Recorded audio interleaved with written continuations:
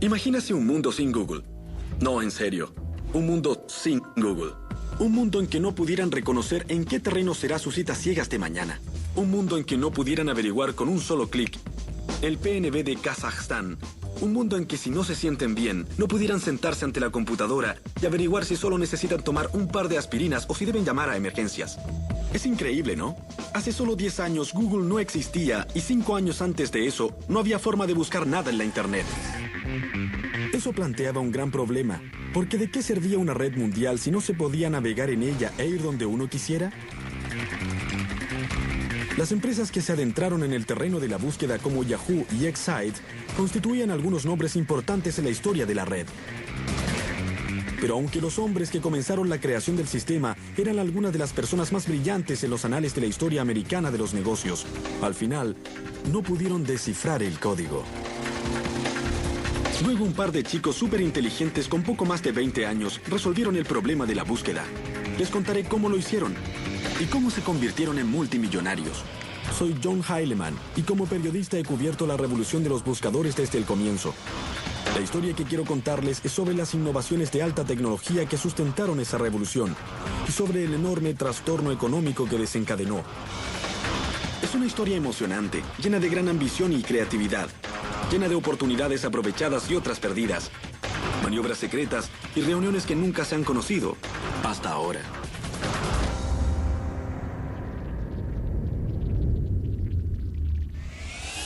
Si hoy en la red ingresan mi nombre, John Heilemann, en cualquier buscador, en un tercio de segundo podrán averiguar de inmediato que soy un periodista de revistas y verán un catálogo de prácticamente todo lo que he escrito.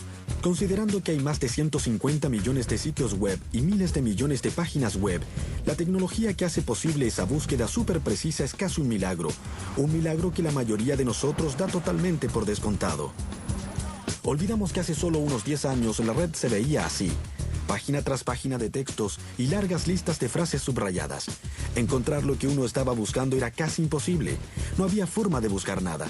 Todo lo que se podía hacer era seguir los enlaces y esperar que la suerte te llevara a algún lugar útil. Para comprender cómo hemos avanzado tanto, cómo ocurrió el milagro de la red, tenemos que volver a una época anterior a Google y conocer la historia de compañías como Yahoo y Excite que hicieron posible su existencia y se convirtieron en sus rivales más enconados y también un pequeño lugar en California del que seguramente han oído hablar. Silicon Valley, California. Un lugar de 50 kilómetros para la gente capaz de inventar el futuro y hacerse enormemente rica en el proceso. Es la sede de grandes nombres tecnológicos como Apple, Intel y Oracle. Pero el corazón de Silicon Valley, la verdadera fuente de riqueza de la industria de alta tecnología, el origen de infinitas ideas nuevas, no es una empresa, es la Universidad de Stanford y es aquí donde se pueden encontrar las raíces de la búsqueda.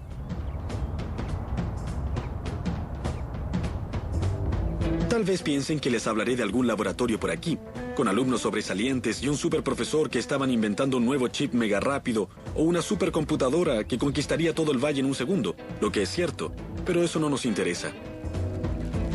Lo que sí nos interesa es la historia de Jerry Yang y David Filo, a quienes su profesor dejó por su cuenta cuando él se tomó un año sabático. Profesor de ingeniería, en año sabático. Mientras Jerry y David buscaban qué hacer, se les ocurrió uno de los mejores negocios de los Estados Unidos y los hizo multimillonarios. Hoy su compañía se llama Yahoo y es uno de los sitios con más tráfico de la red.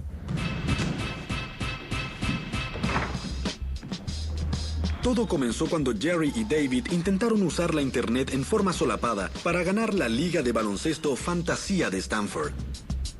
Ambos eran estudiantes de ingeniería eléctrica y tenían acceso a la red. La recorrieron trabajosamente, sitio por sitio, buscando información deportiva actualizada. David averiguó cómo ir a diferentes lugares para conseguir información sobre los partidos de la noche anterior.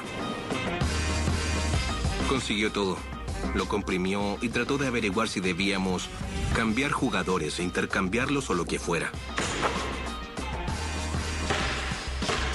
Es difícil imaginar algo más trivial que el baloncesto fantasía. Pero al buscar información deportiva poco conocida en una extraña red llamada Internet, Jerry y David daban los primeros pasos en el camino de la búsqueda. En esa época competíamos con estudiantes de otros departamentos y tratábamos de usar la tecnología como algo que haría la diferencia. Los otros leían el periódico y ellos se guiaban por eso. Creo que no ganamos por mucho. No sé si Sí, ganamos. ganamos. En verdad ganamos, pero fue por muy poco. No sé si la tecnología nos ayudó, pero fue un experimento divertido. No sorprende que la red de 1994 no ayudara mucho a Young y Philo. Para comprender qué era esa cosa, para ver lo que la Internet ofrecía, había que tener una guía, algún tipo de directorio que te pudiera ayudar a navegar por ella. Era una idea algo simple, pero brillante. Un directorio que pudiera mostrar a los usuarios novatos cómo encontrar cosas buenas en ese nuevo mundo electrónico. No era nada como la búsqueda actual. Era solo una serie de categorías y subcategorías que se podían buscar y elegir. Era muy primitiva, compilada a mano por un par de sábelotodo que pasaban horas mirando todos los sitios web posibles y diciendo cómo hacer listas. Primitivo o no, lo que ellos llamaron la guía de Jerry y David para la red global fue lo primero que se inventó y resultó ser sumamente popular. De la noche a la mañana, fue algo a nivel mundial. Millones de usuarios recurrían al sitio. Los jóvenes pronto se dieron cuenta de que necesitaban un nombre más corto, más atractivo, que sonara un poco más emocionante. ¡Yahoo! Yahoo fue una gran idea, pero eso no es suficiente para convertirse en una gran compañía. Se requiere dinero, y mucho. Pero como todos saben, el dinero abunda en Silicon Valley. La mayor parte proviene de estos edificios a lo largo de Sand Hill Road, oficinas de muchos de los legendarios capitalistas del valle. No sé qué esperaba ver la primera vez que vine a este lugar. Tal vez calles pavimentadas de oro, pero encontré esto. Construcciones para oficinas al estilo de un pueblo alpino. Detrás de esas puertas están los capitalistas de riesgo. Tipos que presiden fondos de inversión que tienen miles de millones de dólares. Ellos son quienes deciden qué compañías podrán existir y cuáles no verán la luz. Una de estas empresas de mayor éxito es Sequoia Capital. Su socio más famoso, Michael Moritz, decidió visitar a los jóvenes fundadores de Yahoo en su caravana de Stanford. En el interior había una escena de confusión total. Se trataba de la peor pesadilla para cualquier madre. Cajas de pizza por todas partes, computadoras y equipo electrónico en cualquier lugar posible, las cortinas cerradas, había como 30 grados de temperatura, era una cloaca sofocante. Era un desastre. Había muchas razones para ser escéptico sobre hacer una inversión en Yahoo. Eran solo 2 personas. Y el formato de este negocio, para ser amable, era confuso. Lo que Moritz no podía ignorar era el potencial del directorio de Philo y Young. Nos pareció sumamente evidente que cualquiera que ofreciera un servicio que actuara como guía para desentrañar cosas que eran muy difíciles de encontrar, con el correr del tiempo, tendría el potencial de llegar a ocupar un terreno estratégico. Moritz invirtió $2 millones en el sitio de Young y Philo, pero era un riesgo que se basaba casi en un presentimiento. Había gran cantidad de gente visitando el sitio de Yahoo, pero no era en absoluto obvio de dónde vendrían las ganancias. Teníamos una compañía, pero debíamos intentar ganar dinero porque no teníamos ingresos. En realidad era aún peor. En esa época nadie en el planeta sabía cómo ganar dinero en la Internet, pero Yahoo cambiaría todo eso y en esa forma ayudaría a lanzar la fiebre del oro que pronto sumergió. En el año 2007, compañías buscadoras como Yahoo y Google generaron miles de millones de dólares en ingresos y ganancias, siendo la envidia de todos los empresarios del mundo. Pero en su inicio nadie usaba la red para hacer negocios o para el comercio. Algunos consideraban que la sola idea era una herejía o algo malvado. Recuerdo nítidamente los debates mientras la red trataba de definirse en forma cultural. A mediados de los 90, el centro cultural de la red no estaba en Silicon Valley, sino en este parque, al sur de San Francisco. La revista Wired y Hotwire, su hermana en línea, comenzaron un poco más allá. Y en esa época yo trabajaba aquí, y el argumento sobre la inminente comercialización de la red era intenso, y se reducía a una sola palabra: publicidad. La publicidad dividió la temprana comunidad de la red. Por un lado estaban los capitalistas de riesgo y otros financistas que pensaban que la Internet era un nuevo medio de comunicación. Y estos siempre han sido financiados por la publicidad. Más de 100 años de historia de los medios de comunicación nos indican que si se logra reunir una gran cantidad de público en un solo lugar, entonces se podrán vender avisos. No era necesario ser un genio de los negocios ni una persona brillante para poder darse cuenta de una cosa como esa. Por otro lado estaban los utópicos, gente que veía la red como un lugar que prometía libertad. No era un ambiente comercial. La gente no era gente de negocios. Era solo un grupo de estudiantes universitarios, investigadores que estaban experimentando con todo esto. Pero Yang y Philo habían aceptado el capital. La idea era hacer un negocio, encontrar la forma para que Yahoo generara dinero, como fuera. Jerry y David estaban muy preocupados por las ramificaciones y las repercusiones de poner avisos en su sitio por temor a que eso fuera malo para los usuarios y que estos se rebelaran. Era un dilema muy serio para los fundadores de Yahoo. Si aceptaban la publicidad, perderían la simpatía de los usuarios, pero no había otras opciones viables. ¿Qué se podía hacer? En ese momento la publicidad parecía ser la mejor opción. Pero estábamos algo preocupados. Fue muy difícil, muy difícil. No teníamos idea de cómo se iba a recibir, si habría repercusiones, si ello fomentaría mucho cinismo acerca de lo que los intereses comerciales podían hacerle a ese medio ambiente utópico de información. A fines de 1995, Yahoo comenzó a aceptar avisos y luego contuvieron la respiración y cruzaron los dedos. Los primeros avisos los pusimos con cierto temor, pero nos preocupaba si daría resultado. Pero la agonía resultó ser en vano. Los usuarios de Yahoo siguieron multiplicándose y a más usuarios, más avisadores pagando más dinero para poner sus avisos dirigidos al creciente número de personas que los veían. Por primera vez, Yahoo había demostrado que era posible hacer dinero en la red. Fue un momento crucial de la historia y significaba una cosa. Había comenzado el boom de la red. Fue algo así como cuando se da la partida en una carrera. Para el año 1996, Yahoo enfrentaba varios rivales que estaban ganando terreno. Infoseek, Altavista, Lycos. Pero el rival más temible de Yahoo era una compañía llamada Excite. Superficialmente, Excite se parecía mucho a Yahoo. Era otra compañía de búsqueda que comenzaba por otro grupo de chicos de Stanford. Funcionaban en una pequeña casa, en vez de una casa rodante de universitarios. Pero la tecnología desarrollada por Excite era bastante más sofisticada que la que tenía Yahoo. En vez de una lista de sitios, compilada y clasificada en categorías por seres humanos, Excite era puro software. Cuando se escribía la pregunta, el servicio revisaba la red buscando páginas que tuvieran la palabra ingresada. Era una versión más rudimentaria de lo que hoy consideramos una búsqueda. Cuando empezamos, éramos el número 17 en una carrera de 17 caballos. Y sabíamos que en un año más seríamos número 1 o 2 o que estaríamos muertos. La avaricia dominó todo. La ambición, el entusiasmo eran evidentes. En 1997, la Internet estallaba, mientras millones de personas se ponían en línea para ver de qué se trataba todo esto. Compañías como Yahoo y Excite estaban muy ocupadas convirtiéndose en lo que se conoció como portales, lugares llenos de diversión, correo electrónicos y salas de chat. Eran carnavales en línea, llenos de tentaciones, baratijas y burbujas, diseñadas para convertir a los usuarios en una audiencia cautiva. Hizo que todos se dedicaran a la innovación extrema, a la competencia extrema, y terminó siendo una forma de vida muy intensa e insostenible.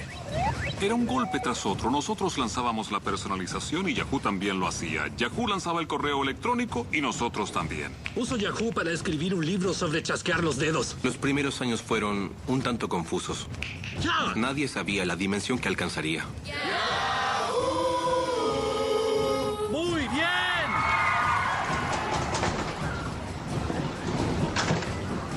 A pesar de que los buscadores tenían un gran éxito, también se estaban convirtiendo en algo muy diferente de lo que habían sido. Al concentrarse solo en los brillos, perdieron la perspectiva de lo que los usuarios querían en primer lugar: encontrar cosas en una red más extensa. En otras palabras, los buscadores dejaron de preocuparse de la búsqueda.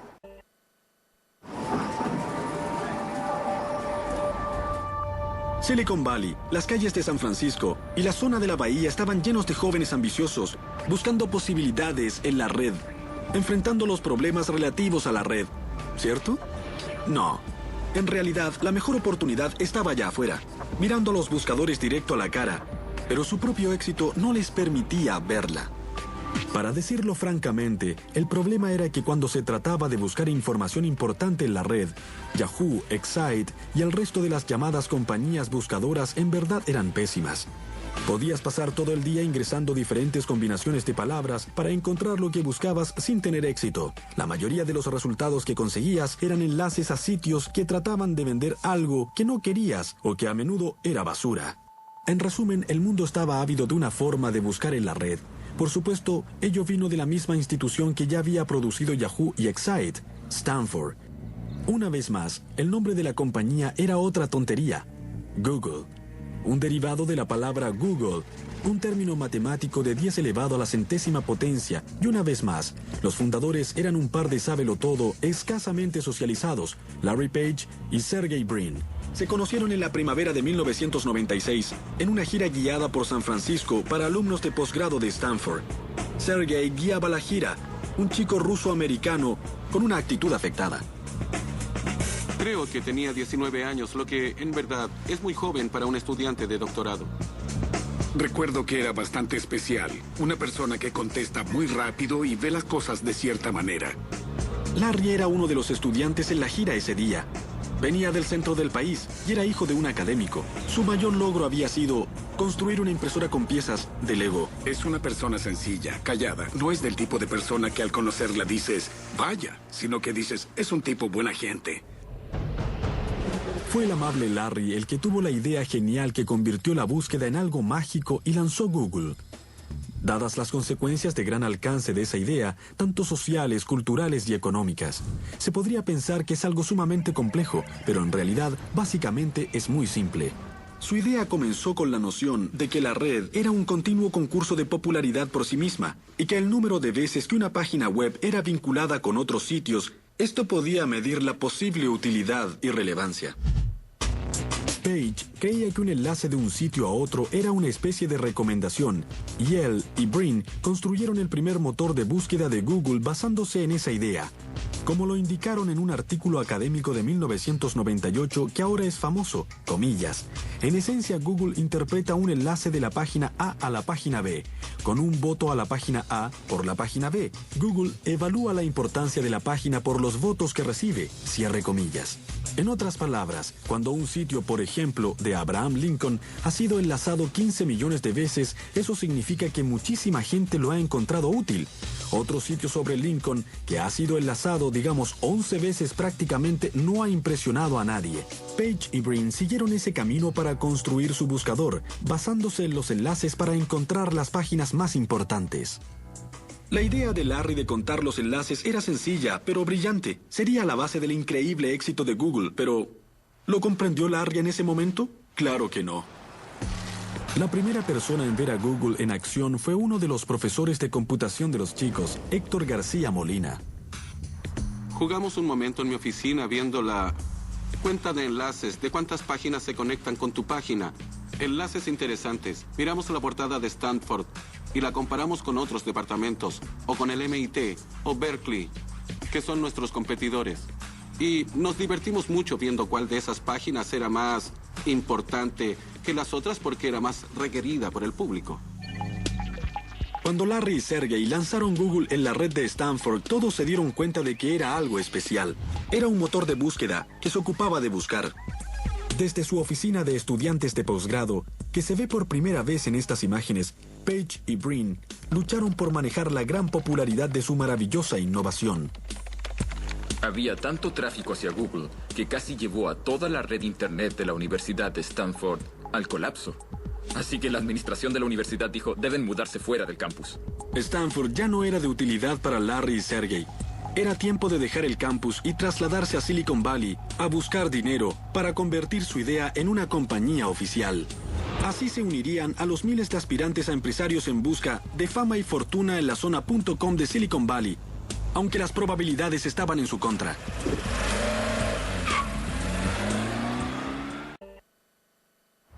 Hoy vemos a Google con un valor de mercado de más de 200.000 millones de dólares.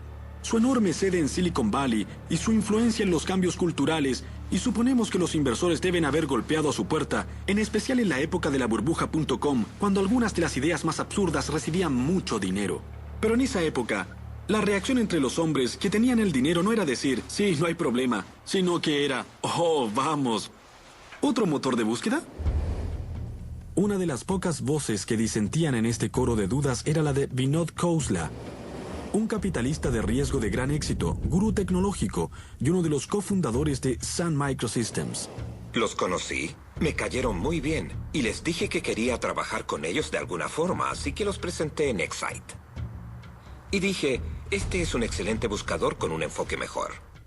Para Khosla, la lógica era muy sencilla. En esa época era un inversionista en la compañía de búsqueda Excite y pensó que si Excite compraba o conseguía la licencia de la tecnología de búsqueda de Google, eso les daría una ventaja contra su archirrival Yahoo, que ganaba toda batalla contra sus oponentes en la guerra de los portales. Si Excite no quería ser aplastado por los ejércitos de Yang y Philo, necesitaba más municiones. Cualquier comandante militar dirá que la clave para ganar una guerra es formar alianzas adecuadas. Con la esperanza de que Excite se uniera a Google, Khosla reunió a Graham Spencer, el jefe tecnológico de Excite, y también a Larry y Sergey en este restaurante de sushi. Los chicos de Google llegaron con la esperanza de asegurar la supervivencia de su proyecto. Comprobaron que sus resultados en la búsqueda eran mucho mejor que los de Excite. Trajeron sus laptops y le mostraron los resultados a Spencer. Spencer le habló al director ejecutivo de Excite, George Bell, sobre la tecnología de Google, al igual que Khosla. Hubo mucha resistencia. Y siempre dijeron, con una visión bastante rígida, que la búsqueda era algo genérico, que ellos podían hacerlo, que eran casi tan buenos y que no importaba. Y no era un problema de precio, porque entonces Google era muy barato. Podían haberlo comprado por algo así como $1 millón. Hoy vale $100.000 millones. Un momento, rebobinemos. Excite pudo haber comprado Google por $1 millón. Eso es una miseria aquí en Silicon Valley. La compañía había rechazado lo que para ellos habría sido el negocio del siglo. A largo plazo lo es. Alzo mi mano y digo, soy necio. Pero la gente no creía que se podía hacer dinero con la búsqueda. Tal vez creía que se podía ganar algo de dinero, pero nadie pensaba que era un dineral. Pero para ser honesto, es un dineral. Lo es. Pero no fue solo Excite el que no logró darse cuenta del potencial de Google. Todas las compañías de búsqueda de Silicon Valley lo rechazaron. Cada vez más frustrados, Larry y Sergey hablaron con uno de sus profesores de Stanford, que también era un empresario ocasional, un hombre llamado David Cheriton. Creo que querían una suma bastante modesta de dinero, algo así como $1 millón, y yo había ganado algo de dinero con una compañía nueva que luego compró Cisco, y además trabajaba con Andy Bechtolsheim, un inversionista de Silicon Valley bastante conocido. David me llamó y me dijo que en verdad tenía que conocer a esos chicos de Google y yo fui a su casa. Era una hermosa mañana soleada de verano. Larry y Sergey estaban desesperados. Si David Cheriton y Andy Bechtolsheim no veían el potencial de Google, probablemente era hora de que los chicos regresaran a sus estudios. Larry fue el primero en llegar, luego llegó Sergey y al final apareció Andy en su auto Porsche. Cuando llegué a casa de David, Larry y Sergey ya estaban ahí y comenzaron de inmediato a hacerme una demostración. Conocimos a ese hombre, le dio una mirada rápida a nuestro motor de búsqueda y conversamos un poco. Le hicieron una demostración de Google de cómo iniciar una búsqueda, de la sección voy a tener suerte y toda esa clase de cosas. De inmediato me pareció que era evidente que era una muy buena idea. Creo que Andy se convenció muy rápidamente de todo. De hecho, creo que es la mejor idea que he visto en toda mi vida. Nos dijo, no quiero que ustedes tengan que aceptar una valoración muy baja o que se preocupen ahora por sus asuntos de dinero. ¿Qué tal si les hago un cheque? Así es que fui a mi auto, tomé la chequera y les hice un cheque enseguida. Volvió y escribió un cheque para nosotros por $100.000. Lo hizo a nombre de Google por $100.000. Creo que fue Sergey el que dijo, no tenemos una cuenta bancaria. Y Andy contestó, deposítenlo cuando la tengan. Creo que nunca he hecho un cheque en forma tan inmediata.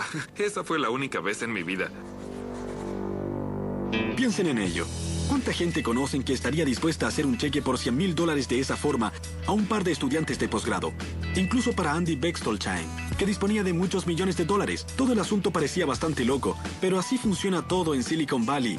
Por eso les decían ángeles a los primeros inversores, porque se dedicaban a hacer pequeños milagros. Andy realmente depositó mucha confianza en ellos. Confió en que no se fueran a México con el dinero, pero recuerdo que se fueron con un nivel bastante alto de entusiasmo, dando la impresión de que lo harían. A la inversión de Bechtolsheim le siguieron cheques de otros ángeles que totalizaron $1 millón. $1 millón debió parecerles mucho dinero a dos estudiantes que subsistían de comida rápida. Pero muy pronto Larry y Sergey se darían cuenta de que $1 millón no era nada para Silicon Valley. Este hombre de figura delgada como Clark Kent es John Doerr. Es posiblemente el capitalista más famoso y de mayor éxito de Silicon Valley. Y ha financiado a Sun, Compaq, Netscape y Amazon.com. Es oficialmente el hombre con el toque de Midas, de modo que seguramente era inevitable que Page y Brin terminaran frente a su puerta. Estaban totalmente convencidos de que la búsqueda era muy importante y que iba a crecer tanto, que enseguida les pregunté qué tan grande. Y Larry Page, totalmente serio, me dijo, bueno, 10,000 millones en ingresos. Realmente me caí de la silla. Estaba seguro de que eran empresarios de gran ambición con una visión poderosa. Habían unas cosas que a John Doerr le importaban más que las ambiciones desmesuradas. E incluso en esa época Page y Brin tenían ambiciones que harían ruborizarse a cualquier mortal. Querían literalmente organizar toda la información del mundo y hacer que fuera posible de encontrar en forma universalmente accesible. ¡Wow! A comienzos de 1999, John Doerr me llamó para que viniera a su oficina porque deseaba mostrarme algo. No tenía idea de lo que estaba hablando, pero cuando John Doerr llama, uno va. Me dijo que me sentara detrás de este escritorio y que había invertido en una nueva compañía, en una empresa de búsqueda. Se dio vuelta hacia su computadora, encendió el navegador y me mostró un sitio del que nunca había escuchado, google.com. La diferencia era asombrosa, al igual que la gran sencillez de Google, y los resultados fueron notablemente acertados. Giré hacia Doerr y le dije, «Wow, es impresionante, pero no hay avisos a los costados ni nada que se le parezca. ¿Cómo podrá ganar dinero esta cosa?» Doerr me contestó, «Estos chicos resolverán el problema más difícil de la Internet, y si no podemos ver cómo hacer dinero con ello, no deberíamos estar en este negocio». Pero ingeniárselas para ver cómo convertir a Google en una empresa rentable no fue nada fácil. Y mientras los días se convertían en meses sin un modelo de negocio definido, los capitalistas estaban cada vez más intranquilos. Nadie contaba con medios para mantenerse asociado a Google. No había dinero cambiando de manos. Y los fundadores tenían que contratar gente. Tenían que pagarle a esa gente. Debían comprar equipos para poder suministrar el servicio. Y todo eso requería dinero. Todos los meses cerca de $500,000 salía por la puerta de Google. Lo que quería decir que los $25 millones en el banco no iban a durar mucho. La solución más obvia era seguir el camino de Yahoo y Excite y poner avisos, pero Page y Brin se negaron a tomar el camino fácil y se decidieron por algo más valeroso y con mayor visión futura. No resistían la idea de que Google se convirtiera en otro portal abarrotado. Querían asegurarse de que la gente disfrutara de una gran experiencia, pero también querían que los avisos tuvieran sentido para los usuarios.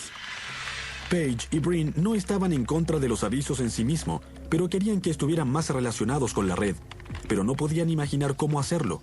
Sin embargo, se estaban quedando cortos de tiempo y de dinero, así que, dando el paso más controvertido en la vida de la joven compañía, encontraron la solución al problema al más puro estilo Silicon Valley. Lo copiaron de otra persona. Esa persona era este hombre, Bill Gross. Con domicilio en Los Ángeles, Gross no tenía conexión alguna con Google. Dirigía una pequeña empresa llamada Idea Lab, una incubadora de ideas innovadoras con estilo propio y generadas por compañías nuevas. Fue Gross quien solucionó el dilema de los avisos en la Internet y en forma indirecta fue la salvación de Google. Voy por la vida buscando problemas y viendo en qué forma se pueden resolver, ya sean problemas de la vida diaria como el tránsito, problemas de salud o problemas de tecnología. Me gusta ver las cosas y pensar cómo se pueden mejorar. En el curso de su carrera, Gross se ha dedicado a todo, desde robots a paneles solares, pero en 1999 su obsesión era la publicidad en la red. Supe del problema de esa empresa. Nuestra compañía buscaba formas de publicidad más eficaz y yo me decía, ¿cómo podemos hacer que esto sea mucho mejor? ¿Qué tienen de malo los avisos que compramos ahora? ¿Cómo nos gustaría que fueran? La idea de Gross era brillante en su sencillez, tal como la idea de Page de contar los enlaces. Comenzó cuando se dio cuenta de que cuando alguien hace una consulta, no solo le está diciendo al mundo qué es lo que le interesa, sino que también está diciendo qué es lo que le interesa comprar. Si ingreso las palabras Bob Dylan, estoy diciendo al menos que siento curiosidad por él y que tal vez quiera comprar su nuevo álbum. Si toman esa información y la de otros nombres de músicos que he consultado en Google, tendrán una imagen detallada de mi persona como fan de la música. Es una información muy valiosa para el negocio de la música. Eso fue lo que visualizó Bill Gross, captando antes que nadie que un motor de búsqueda sería la herramienta de mercadeo más poderosa y más eficiente del mundo. En jerga técnica, las palabras que uno ingresa en un buscador se llaman palabras clave, y Gross se dio cuenta de que podían valer una fortuna. Las palabras clave son el futuro del negocio. Son muy valiosas porque cuando una persona ingresa una palabra clave en un motor de búsqueda está abriendo una gran ventana a su mente y a la intención que tiene en ese momento. Si escribe más de una palabra, es sumamente valioso. Gross creía que podía vender palabras claves a los avisadores. Por ejemplo, BMW podría pagar bastante para asegurarse de que cada vez que alguien ingresara la palabra auto, apareciera un enlace al sitio BMW en la búsqueda. Pero incluso entre la propia gente de Gross, la idea de pagar por lugares parecía inaceptable. A algunas personas en la reunión no les gustó nada. Pensaban que era una mala idea y que nadie la aceptaría. Yo les dije, vamos, es como las páginas amarillas. Piensen en lo útiles que son. Dejé la reunión, corrí a la oficina y regresé con las páginas amarillas. Las puse sobre la mesa y dije, miren esto, miren lo útil que es. Si buscan algo aquí, hay solo avisos pagados. Eso es lo que quiere el cliente cuando busca un plomero. ¿Por qué no hacerlo con un motor de búsqueda? Pensar que la búsqueda podía ser como las páginas amarillas resultó ser una gran idea. Finalmente, Gross convenció a los escépticos de su compañía y en 1998 lanzó un sitio basado en palabras claves y enlaces patrocinados, que se conocería con el nombre de Overture. Fue un éxito instantáneo. El director ejecutivo de la compañía me dijo, estamos manejando millones de microtransacciones. Somos tan grande como la compañía de teléfonos en transacciones. Era increíble. Ahí me di cuenta de lo grande que era esto. Lo que Gross no sabía es que en Silicon Valley estaban observando sus movimientos y que Google consideraría su idea como la solución del dilema de su modelo de negocios. Larry y Sergey encontraron un pequeño sitio llamado Overture que estaba creciendo muy bien con listas de patrocinadores. Y creo que fue en especial Larry el que pensó que eso ofrecía un camino de negocios que Google podría adoptar como solución al problema. Los creadores de Google se reunieron con Bill Gross más de una vez. Gran parte de la historia de los negocios se determina en reuniones privadas, entre titanes a puerta cerrada. Conocí a Larry y Sergey y hablamos con ellos sobre encontrar alguna forma de unir la gran monitorización que tenía GoTo y los increíbles resultados de búsqueda que obtenía Google. Hablamos varias veces de diferentes formas de incorporar ambas cosas. A veces las reuniones terminan con ambas partes saliendo del brazo, pero otras veces no es así. Y eso pasó con Google y Overture. Lo que ocurrió exactamente sigue siendo un misterio, pero tenemos una idea muy clara. Primero, Larry y Sergey dejaron las reuniones sin llegar a ningún acuerdo, y un poco más tarde, Google lanzó un servicio llamado AdWords que era sumamente parecido a Overture. ¿Les parece sospechoso? Claro que sí. Gross demandó a Google por ese parecido y la apropiación que sugería, pero finalmente ambas partes llegaron a un acuerdo fuera de los tribunales. Una cosa es segura, el arreglo incluía suficiente dinero en acciones de Google, hecho que contentó mucho a Bill Gross. Pensamos que podía ser algo bueno, pero nunca creímos que tendría ese impacto y ese alcance y que se convertiría en un valioso modelo económico en línea. Google hizo cambios importantes a la idea original de Gross. Principalmente separó los avisos de los llamados resultados de búsqueda orgánica. Miren la página de Google que ya todos conocemos también. Aquí está la casilla donde se hace la pregunta. Estos son los resultados sin contaminar generados por el algoritmo de relevancia de Google. Y aquí arriba a la derecha están los avisos, enlaces en azul patrocinados por las compañías que los pagaron. Es aquí donde Google ha generado miles de millones en ganancias en los últimos años. Sin duda era una mejor experiencia para el usuario que llegar a un sitio web que más bien parecía ser la calle 42 o Times Square a las 2 de la madrugada. Pensaron que también sería mejor para los avisadores porque significaría más negocios para ellos. Esa fue una visión maravillosamente astuta, increíble y sorprendente a comienzos del año 2000. Lo que Google hizo no fue solo diseñar un camino para su propio éxito comercial. Estableció las bases para el despegue astronómico de la publicidad en la Internet. De pronto, con AdWords y servicios similares de Microsoft y Yahoo, cualquiera que quiera vender sus mercancías en línea, desde un Toyota a un pastor que quiere vender alfombras de piel de cabra, tiene a su disposición un medio extremadamente eficaz de llegar a un mercado global. Ahora comprendemos que la economía de la Internet estaba naciendo, con Google como su actor principal. El 19 de agosto de 2004, Google salió a la bolsa y puso sus acciones en venta en el mercado de valores de Nasdaq. Los 5 años anteriores, la compañía había subido de un ingreso de cero a la asombrosa suma de $3.000 millones anuales y se había convertido en un nombre muy conocido. La oferta pública inicial de Google causó un frenesí de conjeturas y anticipación entre aquellos que rogaban que pudiera revivir un sector que aún cojeaba después de la caída de las empresas .com. En Silicon Valley, en esa época con frecuencia se veía una pegatina que decía: por favor, denos una burbuja más. Pero la forma en que Google manejó su oferta despertó la ira de muchos e hizo hablar de un día fatídico y un desastre potencial. Recuerdo que esa mañana estaba en una sala de reuniones con televisión mirando la CNBC y hablaban de que sería una oferta terriblemente poco exitosa y con escasa posibilidad de que tuviéramos éxito. La controversia respecto a la oferta pública inicial surgió del hecho de que Google había elegido un proceso de remate poco convencional para vender sus acciones, y ello había enajenado a gran parte de Wall Street, que se beneficiaba bastante de la forma convencional de hacer negocios. La actuación de Google para despertar el interés de la comunidad financiera le significó críticas terribles. Los ejecutivos de la compañía parecían arrogantes y poco comunicativos. La oferta pública de Google fue un gran tema en los medios de comunicación financieros y había muchas fuerzas poderosas en Wall Street que creían que esa no era la forma en que querían que se hicieran las ofertas públicas.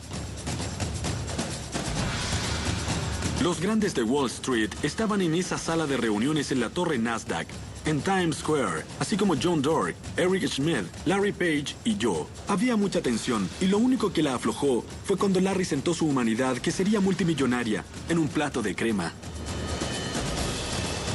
Era surrealista. Había una enorme pared de píxeles y gráficos y se podía sentir que toda la economía del mundo se deslizaba frente a tus ojos. Y luego Larry y Eric subieron al escenario. Había una gran expectación respecto a la apertura del mercado.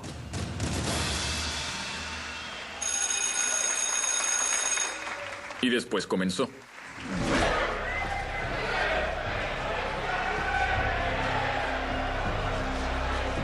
Entonces a mediodía comenzó todo y la primera transacción fue a $100, 15 más que el precio del día anterior y no bajó de eso. Al final, a pesar de todo lo que se dijo, la oferta pública inicial de Google fue un éxito de acuerdo a la medición que más importa. Cualquiera que haya comprado acciones ese día y todavía tiene la suerte de conservarlas, ha ganado un montón de dinero. 3 años después de la oferta pública, Google está mejor valorada que FedEx, McDonald's, Coke, Intel, IBM o Walmart. Acciones que se transaban a $100 llegaron a casi 700. Actualmente Brin y Page están considerados entre las 30 personas más ricas del mundo. El crecimiento de Google ha sido el más rápido de la historia. A pesar de llegar de inmediato a Fortune 500, los fundadores de Google siempre se han esforzado por asegurar de que su compañía no sea percibida como otro matón voraz, como digamos Microsoft en su era dorada. Su ostensible eslogan corporativo altruista es: no hay que ser malvado. Su sede es un regreso a la era.com, con comida gratis, cojines para sentarse y scooters. Pero a pesar de todas las pequeñeces para sentirse bien, Google sigue siendo una máquina capitalista que continúa prosperando gracias a la unión de la búsqueda y la publicidad que la compañía ha perfeccionado. Hasta que la publicidad en línea no fue realmente eficaz, no había forma de pagar a los programadores que estaban haciendo el software. Eran subsidiados. Por ejemplo, en Sun vendíamos sistemas o hardware y usábamos ese dinero para pagar a los programadores. Hoy, el negocio de la Internet paga a sus programadores con ganancias de la red que provienen de la publicidad. De modo que el desarrollo de la tecnología y la publicidad van de la mano. Pero Google no se dedicó a descansar y a explotar su negocio principal. No se ha dormido en sus laureles. Al contrario, sabe muy bien que quedarse quieto en el negocio de la tecnología equivale a cometer un suicidio comercial. Google ha invertido sus ganancias en infinitos experimentos y proyectos. Ha metido la mano en todos los negocios a su alcance. Tenemos Google Library, Google Books, Google Maps y Google Earth. Luego Gmail, Google Calendar, Google Spreadsheets y Google Docs. La compañía compró Blogger para publicaciones personales en la red. También compró Picasa para compartir fotos en línea. Y por supuesto YouTube para compartir videos. Ante los ojos de muchos, todo eso equivale a un plan de dominación. De modo que no es de extrañar que la Google manía se esté convirtiendo en una creciente fobia a Google. El fenómeno de la fobia a Google es más fuerte entre los partidarios de la privacidad, que se preocupan sobre cuánta información sobre todos nosotros está guardada en las bases de datos de Google. No solo esas personas están preocupadas, incluso los mentores originales de Page y Brin están inquietos. La gente comenzará a sentir que tener demasiada información guardada sobre todo lo que han hecho, todo lo que han buscado, es un peligro real. Cada vez veremos más opiniones así. Para otros, el gigantesco dominio de Google y su expansión voraz es un llamado a las armas.